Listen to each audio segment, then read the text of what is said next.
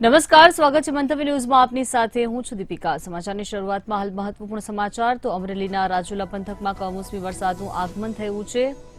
કમોસમી વરસાદ રાજુલા પંથકમાં વરસી રહ્યો છે. સમગ્ર પંથકમાં ભર ઉનાળે ચોમાસાની સ્થિતિ સર્જાઈ ગઈ છે. જોઈ શકાય છે પાણીના દ્રશ્યો. ડુંગર, કુંભારિયા, માંડરડીમાં ધોધમાર વરસાદ ખાબકી રહ્યો છે. ધારેશ્વર, જાપોદરા સહિતના ગામડાઓમાં વરસાદનું આગમન થઈ ચૂક્યું છે. જોરદાર પવન સાથે વરસાદ વરસી રહ્યો છે. જાફરાબાદના ગ્રામ્ય વિસ્તારમાં પણ ધોધમાર વરસાદ વરસી રહ્યો છે. હાલ રોડ રસ્તા પર પાણીના દ્રશ્યો જોવા મળી રહ્યા છે. લોર, ફાચરિયા, નાગેશ્રી, ટીંબી, હેમાળમાં વરસાદ વરસી રહ્યો છે. ભારે પવન અને બરફના કરા સાથે ધોધમાર વરસાદનું આગમન પંથકમાં થયું છે. ઘઉં, બાજરી, જુવાર, તલ, ચણા સહિતના પાકોને પણ નુકસાનની ભીતિ સર્જાઈ રહી છે.